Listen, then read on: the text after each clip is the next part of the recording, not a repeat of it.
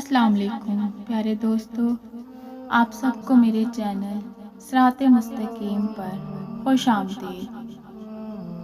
یہ 1520 قبل مسیح کی بات ہے۔ مصر پر فرعون بادشاہ میر نفتح ثانی کی حکومت تھی۔ خدائی کا دعوے دار یہ بادشاہ بڑا ظالم و جابر تھا۔ اس نے بنی اسرائیل کو اپنا غلام بنا رکھا تھا۔ اللہ رب العزت نے اس قوم کی ہدایت کے لیے حضرت موسیٰ علیہ السلام کو نبی بنا کر بھیجا۔ حضرت موسیٰ علیہ السلام کی پیدائش مصر میں ہوئی۔ حضرت ہارون علیہ السلام آپ کے حقیقی بڑے بھائی تھے۔ حضرت موسیٰ علیہ السلام کی دعا کی بدولت اللہ تعالیٰ نے انہیں بھی نبوت عطا فرمائی اور حضرت موسیٰ کا مددگار بنایا۔ اللہ تبارک و تعالیٰ نے حضرت موسیٰ کی حیات طیبہ کے واقعات قرآن کریم کی مختلف صورتوں میں بیان فرمائے ہیں، کہیں تفصیل سے اور کہیں اختصار کے ساتھ، جبکہ آپ علیہ السلام کا اسم مبارک قرآن پاک میں 128 بار آیا ہے۔ ہمیں حدیث مبارکہ میں بھی حضرت ابن عباس رضی اللہ عنہ اور حضرت ابن مسعود رضی اللہ عنہ سے روایت ملتی ہے کہ فرعون نے خواب دیکھا تھا کہ گویا ایک آگ بیت المقدس کی طرف سے چلی آ رہی ہے اور اس نے مصر کے گھروں اور تمام قبطیوں یعنی بنی اسرائیل کے مخالف فرعونیوں کے گروہ کو جلا ڈالا، لیکن بنی اسرائیل کو آنچ تک نہ آئی۔ فرعون نے بیدار ہونے کے بعد اپنے ملک کے تمام کاہنوں، نجومیوں، جادوگروں اور دیگر ماہرین کو جمع کیا اور سب سے اس خواب کی تعبیر معلوم کی، جس پر انہوں نے جواب دیا، بنی اسرائیل میں ایک بچہ پیدا ہوگا اور اس کے ہاتھوں اہل مصر کی ہلاکت ہوگی۔ نیز بنی اسرائیل کے ہاں بھی شروع ہی سے یہ بات مشہور تھی کہ انہی میں سے ایک بچہ پیدا ہوگا جو بڑا ہو کر فرعون کا تختہ الٹے گا اور بنی اسرائیل کے پاس مصر کی باغ دوڑ آئے گی۔ یہ خبر فرعون مصر کو بھی اس کے درباریوں نے پہنچا دی تھی، لہٰذا اس خواب کے بعد وہ مزید فکر مند ہو گیا اور اس نے حکم جاری کر دیا کہ بنی اسرائیل میں پیدا ہونے والے تمام لڑکے قتل کر دیے جائیں۔ اس حکم کے بعد فرعون کے حواریوں اور اس کے سپاہیوں نے ہر ممکن اقدام اٹھا لیا کہ کوئی نومولود لڑکا زندہ نہ بچ پائے، لیکن اللہ کے فیصلے اٹل ہوتے ہیں۔ دیکھتے ہی دیکھتے بنی اسرائیل کے ہزاروں نومولود بچے ذبح کر دیے گئے۔ پھر ایک وقت وہ آیا کہ جب قبطی سرداروں نے فرعون سے کہا کہ اگر بنی اسرائیل کے لڑکوں کا اسی طرح قتل عام ہوتا رہا تو ہمیں آئندہ خدمت گار ملنا مشکل ہو جائیں گے۔ اس پر فرعون نے حکم جاری کیا کہ 1 سال چھوڑ کر بچے قتل کیے جائیں۔ انہی حالات میں حضرت موسیٰ پیدا ہوئے۔ نجومیوں نے فرعون کو اطلاع دی کہ بچہ پیدا ہو چکا ہے۔ اس اطلاع نے فرعون کو پریشان کر دیا اور اس کے سپاہیوں نے گھر گھر تلاشی شروع کر دی۔ حضرت موسیٰ علیہ السلام کے بھائی حضرت ہارون علیہ السلام سال امان میں پیدا ہوئے تھے، جبکہ حضرت موسیٰ علیہ السلام قتل والے سال میں پیدا ہوئے، مگر اللہ نے ان کی حفاظت کا سامان اس طرح فرمایا کہ ان کی والدہ پر معمول کے مطابق حمل کے آثار ظاہر نہیں ہوئے، جس سے فرعون کی چھوڑی ہوئی دائیوں کی نگاہ میں نہ آئیں۔ اس ولادت کا مرحلہ تو خاموشی سے گزر گیا اور حکومت کے علم میں نہ آ سکا، لیکن ولادت کے بعد بھی قتل کا اندیشہ موجود تھا۔ اللہ تعالیٰ نے اس کا حل بھی موسیٰ علیہ السلام کی والدہ کو سمجھا دیا، چنانچہ انہوں نے بچے کو صندوق میں لٹا کر دریائے نیل میں ڈال دیا۔ قرآن پاک میں ارشاد ہے، ہم نے موسیٰ علیہ السلام کی ماں کو وحی کی کہ اسے دودھ پلاتی رہیں، اور جب تمہیں اس کی نسبت کوئی خوف معلوم ہو تو اسے دریا میں بہا دینا، اور کوئی ڈر، خوف یا رنج و غم نہ کرنا، ہم یقیناً اسے تیری طرف لوٹانے والے ہیں اور اسے اپنے پیغمبروں میں سے بنانے والے ہیں۔ علامہ طبری رضی اللہ عنہ فرماتے ہیں کہ حضرت موسیٰ علیہ السلام کی والدہ نے 3 دن آپ کو دودھ پلایا اور چوتھے دن لکڑی کے صندوق میں رکھ کر دریا میں ڈال دیا، جبکہ بعض دیگر مفسرین نے دودھ پلانے کی مدت 3 ماہ بیان کی ہے۔ صندوق دریا میں بہتا ہوا فرعون کے محل کے پاس پہنچ گیا جو لبے دریا تھا۔ فرعون کے نوکروں نے صندوق اٹھایا اور فرعون کی بیوی آسیہ کی خدمت میں پیش کر دیا۔ آسیہ بے اولاد تھی تو انہوں نے جب صندوق میں ایک حسین و جمیل چاند جیسے بچے کو لیٹے دیکھا تو فریفتہ ہو گئی۔ بے اختیار بچے کو گود میں اٹھایا اور جلدی سے فرعون کے پاس لے گئیں اور بولی، یہ میری اور تمہاری دونوں کی آنکھوں کی ٹھنڈک ہے، اسے قتل نہ کرنا، شاید یہ ہمیں فائدہ پہنچائے یا ہم اسے اپنا بیٹا بنا لیں۔ اہلیہ کی شدید خواہش کے پیش نظر فرعون نے بادل ناخواستہ پرورش کی اجازت دے دی۔ ادھر حضرت موسیٰ علیہ السلام کی والدہ نے انہیں دریا کے سپرد تو کر دیا تھا، لیکن وہ بے قرار تھی۔ چنانچہ انہوں نے حضرت موسیٰ علیہ السلام کی بہن مریم بنت عمران کو بھائی کی خبر گیری کے لیے بھیجا۔ مریم دور سے صندوق کو دیکھتے ہوئے دریا کے کنارے کنارے چلتی ہوئی فرعون کے محل تک پہنچ گئی، جہاں فرعون کی بیوی دیگر عورتوں کے ساتھ بڑی دیر سے معصوم بچے کو دودھ پلانے کی کوششوں میں مصروف تھی، لیکن کوئی آیا انہیں دودھ پلانے اور چپ کروانے میں کامیاب نہیں ہو رہی تھی۔ قرآن پاک میں ارشاد ہے، اور ہم نے پہلے ہی سے اس پر دائیوں کے دودھ حرام کر دیے تھے۔ جوں جوں وقت گزرتا جا رہا تھا، بھوکے بچے کی بے-تابی دیکھ کر آسیہ کی بے چینی بڑھتی جا رہی تھی۔ حضرت موسیٰ علیہ السلام کی بہن مریم دروازے پہ کھڑی یہ سب منظر دیکھ رہی تھی۔ بالآخر بول پڑی، کیا میں تمہیں ایسا گھرانہ بتاؤں کہ جو تمہارے لیے اس بچے کو پالے اور اس کی خیر خواہی سے پرورش کریں؟ فرعون کی بیوی کی خواہش پر مریم جلدی سے جا کر اپنی والدہ کو محل میں لے آئی اور حضرت موسیٰ علیہ السلام نے فوری طور پر اپنی والدہ کی چھاتی سے لگ کر دودھ پی لیا۔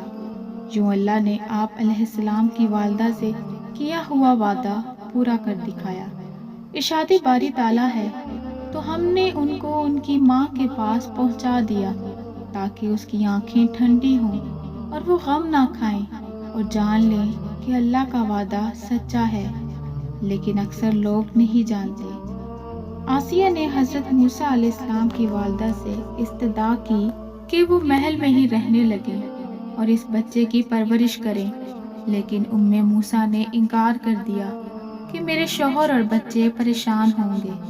اس پر آسیہ بچہ انہیں دینے پر مجبور ہو گئی۔ پھر اس نے بچے کے لیے وظیفہ بھی مقرر کر دیا۔ یوں اللہ کی شان دیکھیے کہ جس بچے کے خوف سے فرعون نے ہزاروں بچے ذبح کروا دیے، وہ بچہ فرعونی کی زیر نگرانی اور سرکاری تحفظ میں پروان چڑھنے لگا۔ اللہ رب العزت نے حضرت موسیٰ کو بہت سی نشانیاں عطا فرمائی تھیں۔ جب حضرت موسیٰ علیہ السلام نے جادوگروں کو اللہ کے حکم سے شکست دی اور وہ حقیقت کو جان کر ایمان لائے تو فرعون نے انہیں بے دردی سے شہید کر دیا۔ جادوگروں کے ایمان لانے اور انہیں بے دردی سے شہید کر دینے کے بعد بھی فرعون کی سرکشی اور بدعمالیاں جاری رہیں۔ اس عرصے میں اللہ عز و جل نے حضرت موسیٰ کو 9 نشانیاں عطا فرمائی۔ قرآن پاک میں ارشاد ہے، اور ہم نے موسیٰ کو 9 معجزے عطا فرمائے۔ حضرت عبداللہ بن عباس رضی اللہ عنہ نے یہ 9 معجزے اس طرح شمار فرمائے ہیں۔ عصائے موسیٰ جو اژدہا بن جاتا تھا۔ نمبر 2، ید بیضا، گریبان میں ڈال کر نکالنے سے ہاتھ چمکنے لگتا تھا۔ نمبر 3، زبان میں لکنت تھی جو دور کر دی گئی۔ نمبر 4، بنی اسرائیل کے دریا پار کرنے کے لیے دریا کو پھاڑ کر اس کے 2 حصے کر دیے اور راستہ بنا دیا۔ نمبر 5، ٹڈی دل کا عذاب غیر معمولی صورت میں بھیجا۔ نمبر 6، طوفان بھیجا گیا۔ نمبر 7، بدن کے کپڑوں میں بے حد جوئیں پیدا کر دی گئیں جن سے بچنے کا کوئی راستہ نہ رہا۔ نمبر 8، مینڈکوں کا عذاب مسلط کیا گیا۔ ہر کھانے پینے کی چیز میں مینڈک آ جاتے تھے۔ نمبر 9، خون کا عذاب بھیجا گیا کہ ہر برتن اور کھانے پینے میں خون مل جاتا تھا۔ یہ سب موسیٰ علیہ السلام کے کھلے معجزے تھے۔ ہونا تو یہ چاہیے تھا کہ ان معجزات کو دیکھ کر قوم فرعون راہ راست پر آ جاتی، لیکن وہ پھر بھی تکبر اور شرک میں مبتلا رہی۔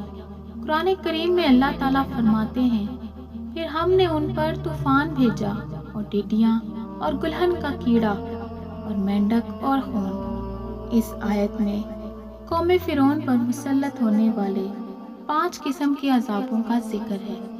حضرت عبداللہ بن عباس رضی اللہ عنہ کی تفسیر کے مطابق ان میں سے ہر عذاب ایک معین وقت پر رہا، پھر موقوف ہو گیا اور کچھ مہلت دے دی گئی۔ اس کے بعد دوسرا اور پھر تیسرا عذاب الگ الگ وقتوں میں آیا۔ ابن منظر نے حضرت عبداللہ بن عباس رضی اللہ عنہ کی روایت سے نقل کیا ہے کہ ان میں سے ہر عذاب قوم فرعون پر 7 روز تک مسلط رہا۔ ہفتے کے دن شروع ہو کر دوسرے ہفتے کے دن رفع ہو جاتا اور پھر 3 ہفتے کی مہلت دے دی جاتی۔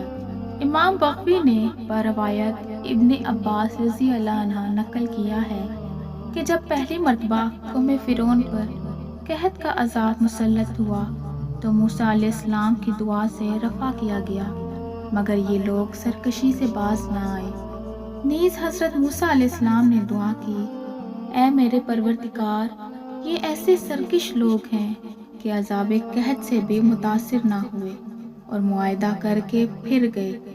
اب ان پر کوئی ایسا عذاب مسلط فرما دیجئے جو ان کے لیے دردناک ہو اور ہماری قوم کے لیے واعظ اور بعد میں آنے والوں کے لیے درس عبرت بنے۔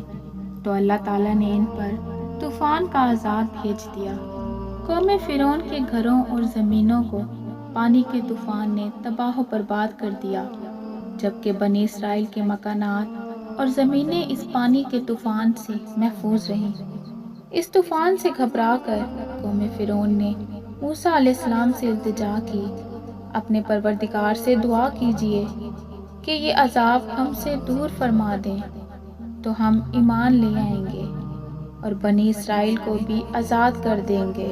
حضرت موسیٰ علیہ السلام کی دعا سے عذاب دور ہو گیا اور ان کی کھیتیاں پہلے سے زیادہ ہری بھری ہو گئی، تو کہنے لگے، در حقیقت یہ طوفان کوئی عذاب نہیں تھا بلکہ ہمارے فائدے کے لیے آیا تھا، جس کا نتیجہ یہ نکلا کہ ہماری زمینوں کی پیداوار بڑھ گئی، اس لیے موسیٰ علیہ السلام کا اس میں کچھ دخل نہیں۔ اور یہ کہہ کر سب عہد و پیمان نظر انداز کر دیے۔ یہ لوگ 1 مہینہ امن و عافیت میں رہے۔ اللہ نے ان کو غور و فکر کی مہلت دی، لیکن انہیں ہوش نہ آیا تو پھر ان پر دوسرا عذاب ٹڈیوں کی صورت مسلط کر دیا گیا۔ ٹڈی دل نے ان کی ساری کھیتیوں اور باغوں کو کھا لیا۔ بعض روایات میں ہے کہ لکڑی کے دروازوں، چھتوں اور گھریلو ساز و سامان تک کو ٹڈیاں کھا گئیں۔ اس عذاب کے وقت بھی حضرت موسیٰ علیہ السلام کا یہ معجزہ سامنے تھا کہ یہ ساری ٹڈیاں صرف قبطی یعنی قوم فرعون کے باغوں، کھیتوں اور گھروں پر چھائی ہوئی تھی، جبکہ بنی اسرائیل کے مکانات، زمینیں اور باغات سب محفوظ تھے۔ 1 مہینہ پھر اللہ تعالیٰ نے مہلت دی۔ اس مہلت کے بعد تیسرا عذاب کمل کا مسلط ہوا۔ کمل اس جوں کے لیے بھی بولا جاتا ہے جو انسان کے بالوں اور کپڑوں میں پیدا ہو جاتی ہے، اور اس کیڑے کو بھی کہتے ہیں جو غلے میں لگ جاتا ہے، جسے گلہن بھی کہتے ہیں۔ کمل کا یہ عذاب ممکن ہے کہ دونوں اقسام کے کیڑوں پر مشتمل ہو کہ غلوں میں گلہن لگ گیا اور انسانوں کے بدن اور کپڑوں میں جوؤں کا طوفان امڑ آیا ہو۔ اس گلہن نے غلوں کا حال ایسا کر دیا کہ 10 سیر گیہوں پیسنے کے لیے نکالتے تو اس میں 3 سیر آٹا بھی نہ نکلتا، اور جوؤں نے ان کے بال، پلکیں اور بھویں تک کھا لی۔ آخر ایک بار پھر قوم فرعون بلبلا اٹھی اور حضرت موسیٰ علیہ السلام سے فریاد کی کہ اب کی مرتبہ ہم ہرگز وعدے سے نہ پھریں گے۔ آپ علیہ السلام دعا کریں۔ حضرت موسیٰ علیہ السلام کی دعا سے یہ عذاب بھی ٹل گیا، مگر وہ کہاں عہد پورا کرتے ہیں۔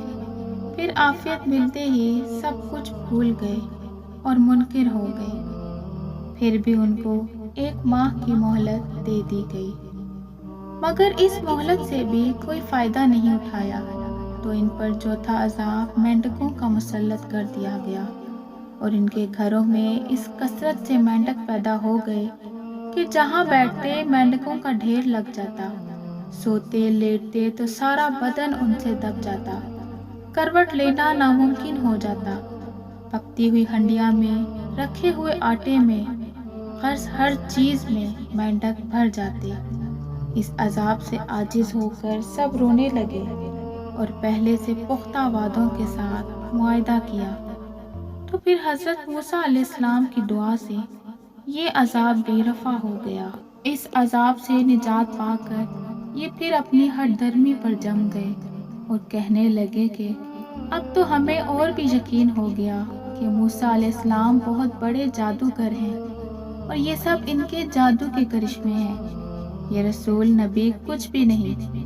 اللہ تعالیٰ نے پھر 1 ماہ کی مہلت عطا فرمائی، مگر اس مہلت سے بھی فائدہ نہ اٹھایا، تو 5واں عذاب خون کا مسلط کر دیا گیا کہ ان کے ہر کھانے اور پینے کی چیز خون بن گئی۔ کنویں سے، حوض سے، جہاں کہیں سے پانی نکالتے خون بن جاتا، کھانے پکانے کے لیے رکھتے تو وہ خون بن جاتا۔ ان سب عذابوں میں حضرت موسیٰ علیہ السلام کا یہ معجزہ مسلسل تھا کہ ہر عذاب سے اسرائیلی بالکل مامون و محفوظ تھے۔ خون کے عذاب کے وقت قوم فرعون کے لوگوں نے بنی اسرائیل کے گھروں سے پانی مانگا، جب وہ ان کے ہاتھ میں گیا تو خون بن گیا۔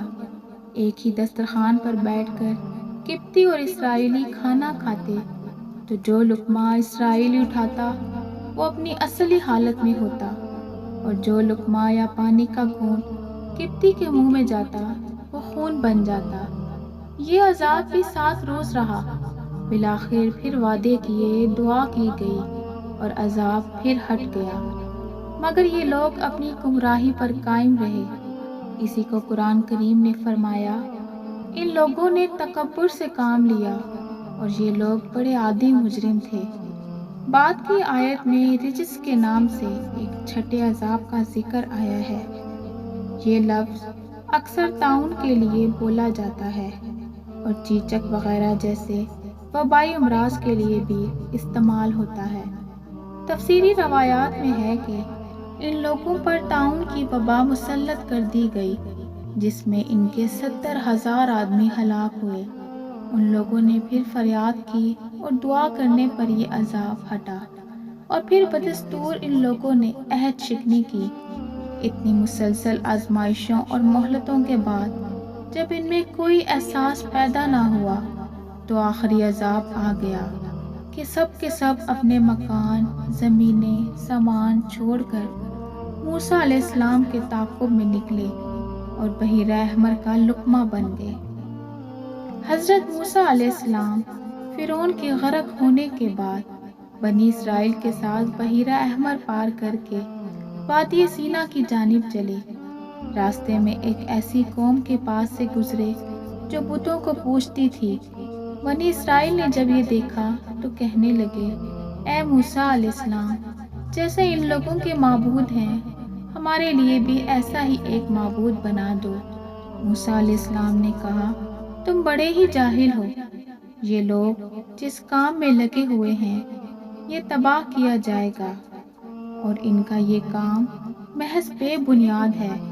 فرمایا، کیا اللہ تعالیٰ کے سوا تمہارے لیے کوئی اور معبود تلاش کروں، حالانکہ اس نے تم کو تمام جہان والوں پر فوقیت دی ہے۔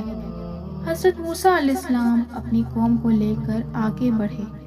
اللہ نے بنی اسرائیل کی ہدایت و رہنمائی کے لیے حضرت موسیٰ علیہ السلام کو آسمانی کتاب دینے کا فیصلہ کیا۔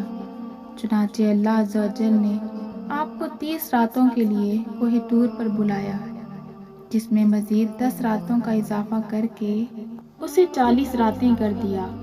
حضرت موسیٰ نے کوہ طور پر جانے سے قبل اپنے بھائی حضرت ہارون علیہ السلام کو اپنا جانشین مقرر کیا۔ حضرت ہارون علیہ السلام بھائی بھی تھے اور نبی بھی۔ حضرت موسیٰ علیہ السلام وقت مقررہ پر کوہ طور پہنچے اور پروردگار سے ہم کلام ہوئے تو کہنے لگے، اے میرے پروردگار، مجھے اپنا جلوہ دکھا دیجیے، میں آپ کو ایک نظر دیکھ لوں۔ ارشاد ہوا، تم مجھ کو ہرگز نہیں دیکھ سکتے، لیکن تم اس پہاڑ کی طرف دیکھتے رہو، وہ اگر اپنی جگہ برقرار رہا تو تم بھی مجھے دیکھ سکو گے۔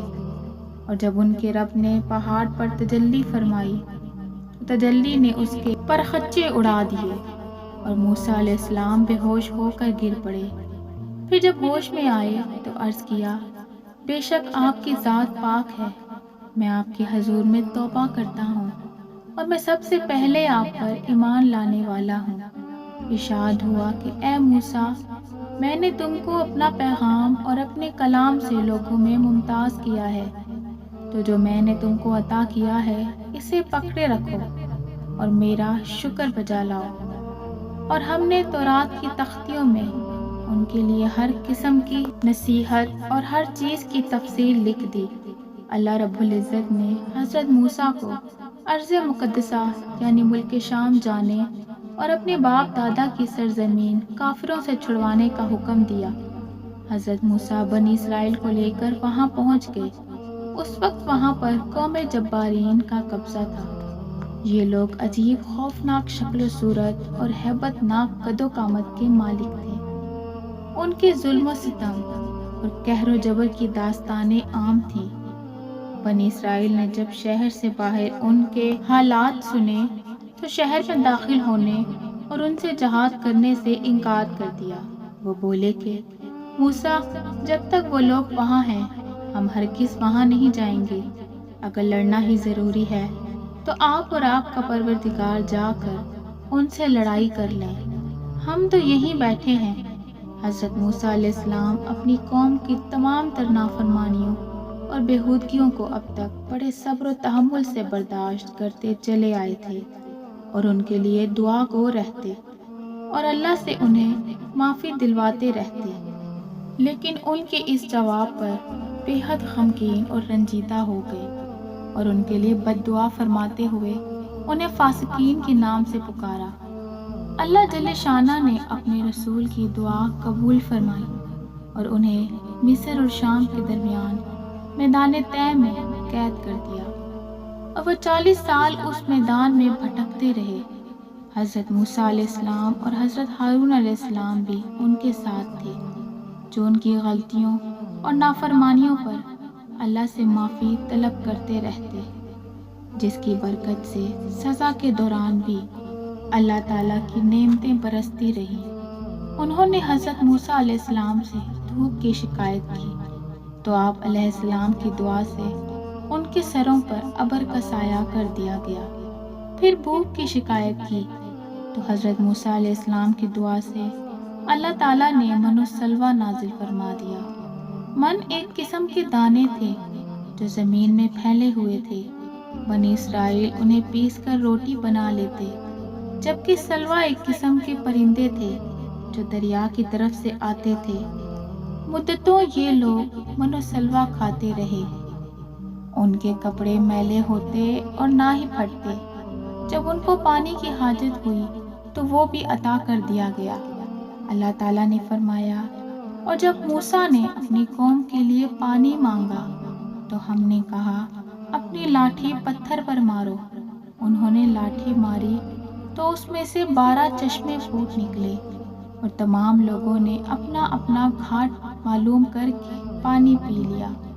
ہم نے حکم دیا کہ اللہ کی عطا فرمائی ہوئی روزی کھاؤ اور پیو، مگر زمین پر فساد نہ کرتے پھرو۔ بنی اسرائیل نے حسب عادت نعمت خداوندی کی ناشکری کرتے ہوئے ادنا چیزوں کی فرمائش کر دی۔ قرآن پاک میں ارشاد ہے، اور جب تم نے کہا کہ اے موسیٰ، ہم سے ایک قسم کے کھانے پر ہرگز صبر نہ ہو سکے گا، اس لیے اپنے رب سے دعا کیجیے کہ وہ ہمیں زمین کی پیداوار، ساگ، ککڑی، گیہوں مسور اور پیاز دے۔ آپ علیہ السلام نے فرمایا، بہتر چیز کے بدلے ادنا چیز کیوں طلب کرتے ہو؟